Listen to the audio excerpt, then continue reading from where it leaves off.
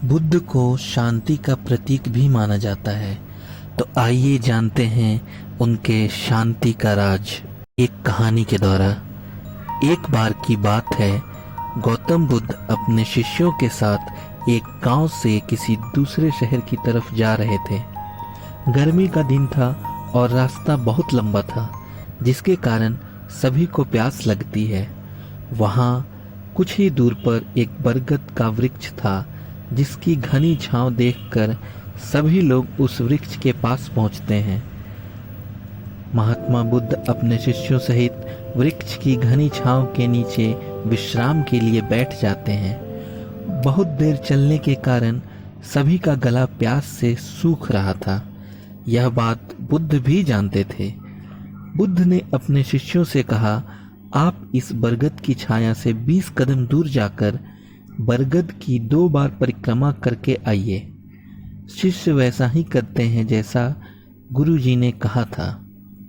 परिक्रमा करने के बाद जब शिष्य वापस आते हैं तो बुद्ध ने उनसे पूछा, आपको ठंडी हवा का अनुभव हुआ? शिष्य बोले, हाँ, वह उत्तर दिशा से आ रही थी। बुद्ध बोले, जिस दिशा से यह ठंडी हवा आ रही है उसी दिशा में जाओ तो एक तालाब अवश्य मिलेगा। जाओ और वहां से पीने के लिए जल लेकर आओ। एक शिष्य उसी दिशा में निकलता है और वहां साथ में एक तालाब दिखाई देता है। तालाब देखकर वह शिष्य आश्चर्यचकित भी होता है और प्रसन्न भी कि अब उसे पीने का पानी मिल जाएगा। तहीं वह तालाब के निकट पहुंचता है। उसकी नज़र वहां दूर तालाब में कपड़े धो रही कुछ स्त्रियों पर पड़ती है। यह देख वह सोचता है कि तालाब का पानी तो गंदा हो चुका है, लेकिन देखते देखते उसे एक ऐसा किनारा दिखता है जहां पानी साफ होता है। इतने में ही 2 बैलगाड़ी जोर से तालाब के किनारे से गुजरती है।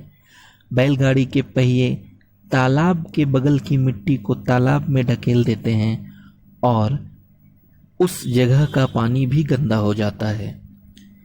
यह देख शिष्य क्रोधित मन के साथ बिना लिए वापस महात्मा बुद्ध के पास चला जाता है और बहुत दुखी होकर अपनी सारी व्यथा सुनाता है। सभी शिष्य इस बात को सुनकर सोचते हैं कि अब हमें यहाँ से प्रस्थान करना चाहिए, वरना हम प्यासे ही मर जाएंगे। तब महात्मा बुद्ध सभी को शांत होने के लिए कहते हैं और सही समय का इंतजार करने के लिए कहते हैं। उनकी बात मानकर और शांत होकर एक जगह बैठ जाते हैं। कुछ समय पश्चात बुद्ध फिर से सभी को तालाब से जल लाने को कहते हैं। बुद्ध की बात मानकर सभी शिष्य वहां पहुंचते हैं तो उन्हें यकीन नहीं होता कि वह तालाब का पानी जो गंदा था अब बिल्कुल साफ हो चुका है। अब वह पानी लेकर बुद्ध के पास जाते हैं और सभी अपनी प्यास बुझाते हैं। फिर सभी ने मन में जिज्ञासा को शांत करने के लिए बुद्ध से पूछा कि हे गुरुवर, आपने यह चमत्कार किया कैसे? तब बुद्ध जवाब देते हैं कि यह मेरा कोई चमत्कार नहीं, अपितु यह सब आप सभी का सब्र का फल। जितनी देर हम सब ने धैर्य रखा, इस तालाब का पानी उतना ही शुद्ध होता गया और इसकी मिट्टी तल पर बैठ गई और हमें एक स्वच्छ पानी देखने को मिला।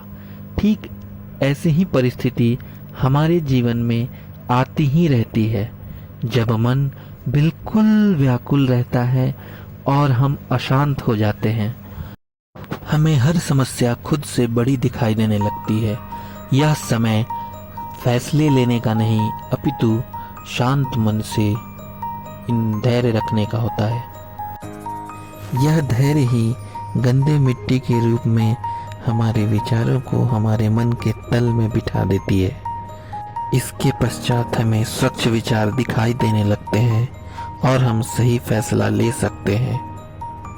यह कहानी हमें सही समय का इंतजार करना भी सिखाती है और यह भी सिखाती है कि जब हमारे मन में सारी गंदगी तल पर बैठ जाए, तभी हमें स्वच्छ विचार आते हैं।